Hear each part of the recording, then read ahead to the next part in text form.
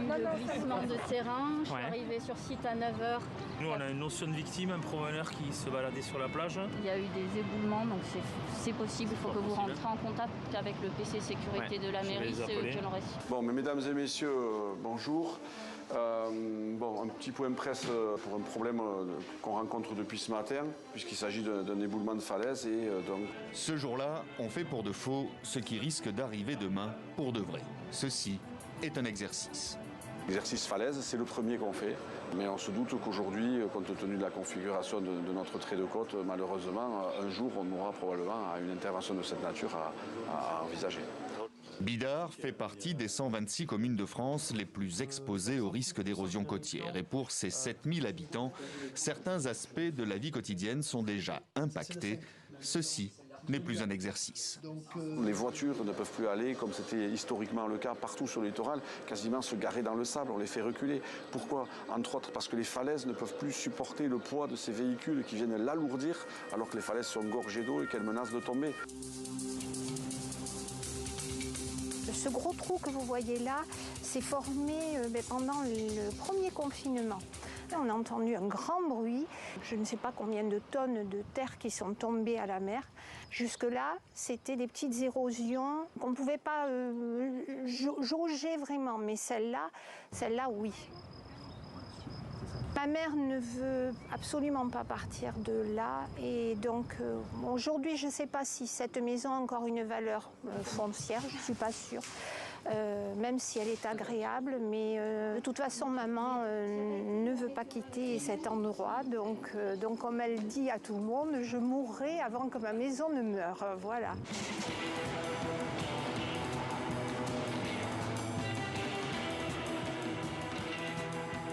Les glissements rocheux banc-sur-banc, j'en parlais tout à l'heure, là on les voit quand même vachement bien. Quand je suis arrivée pour la première fois sur ce site, j'ai trouvé ça très particulièrement impressionnant et de voir l'ampleur de ce type de phénomène.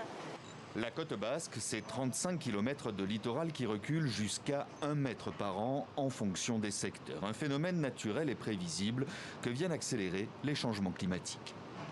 Toute cette masse, elle a glissé, on dit colluvionner, c'est le mot qu'on emploie en géomorphologie, donc elle est en pied de falaise et un petit peu dans le versant.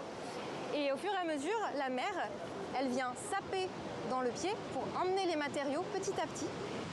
Par l'infiltration de l'eau dans le versant, dans le rocher, le sable, ça va avoir tendance à déclencher des mouvements de terrain. La falaise, grignotée par le haut et par le bas, experts et scientifiques venus d'Espagne et du Portugal viennent ici pour partager leur expérience et s'inspirer de solutions déjà mises en place. Le pari aussi qu'a souhaité faire le département et la mairie de Bidart, c'était de changer le paysage et puis les habitudes des plagistes qui venaient ici en créant une pente douce de 7% qui vient permettre au phénomène de grandes vagues de rentrer à l'intérieur de la terre et essayer de s'adapter à ces phénomènes de haute marée plutôt que d'essayer de continuer à agir contre et provoquer sur les abords finalement des glissements de terrain qui n'étaient pas prévus. S'adapter et permettre à la nature de se réapproprier le littoral, c'est tout l'enjeu d'un projet qui vise à terme à délocaliser les activités humaines vers l'intérieur des terres. Sur le littoral de la côte basque, pas à Bidart mais ailleurs, et je pense à Biarritz en particulier, depuis longtemps déjà, et il y a déjà longtemps, des maisons ont été évacuées, ont dû être abandonnées. Mais on était dans une autre époque. Le foncier n'avait pas le même prix.